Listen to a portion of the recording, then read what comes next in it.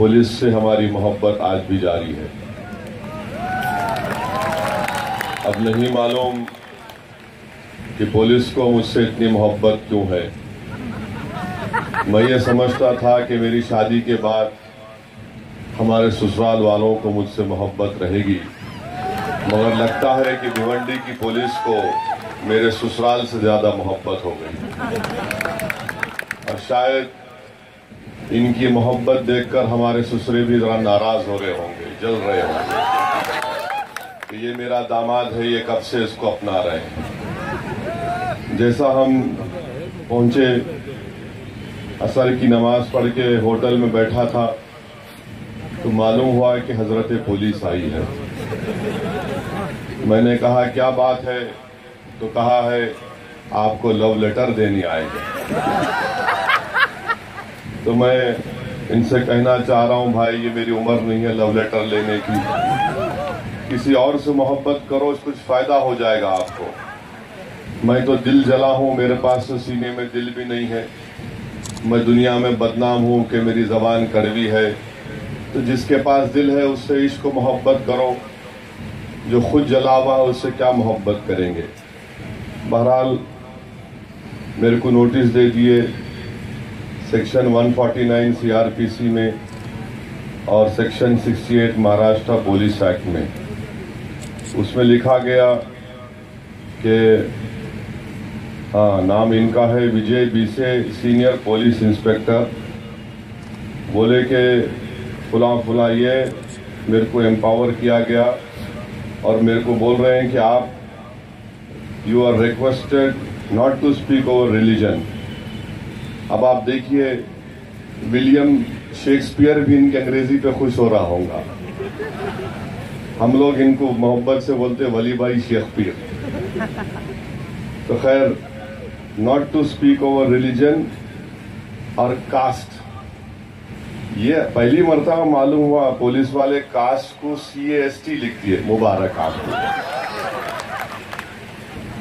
Place of birth, not to speak over religion, caste, place of birth. My place of birth is Hyderabad.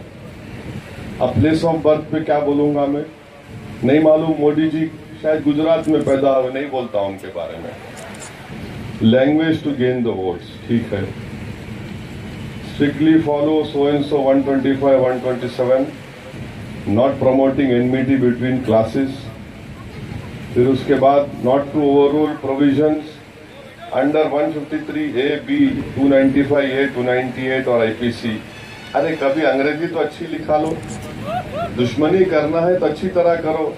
Not to overrule provision, मैं कौन होता हूँ overrule करने को? मैं क्या मैजिस्ट्रेट हूँ? कोई अदालत है? Not to overrule. अरे साहब जरा अच्छे आदमी को लिखाओ, तनख्वाह मिल रही, मेरा पैसा आपको जा रहा, तो जरा कम से कम दुश्मनी करे तो अच्छी करो। फिर बोलते कि आई बीइंग रेस्पॉन्सिबल, यस आप ही रेस्पॉन्सिबल है, मैं रेस्पॉन्सिबल हूँ for the maintenance of law and order in my police station jurisdiction aspects. अब यहाँ कोऑपरेशन को कॉर्पोरेशन लिख दिए ना, मुबारक आपको।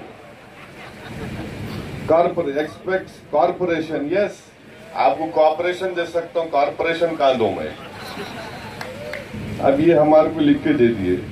मैं इंस्पेक्टर साहब को बोला कि आखिर क्या वजह है कि मैं जब कभी भी आता हूँ भिवंडी को, 2015 में जब असेंबली के इलेक्शन हुए तब भी मेरे को नोटिस ला के दिए।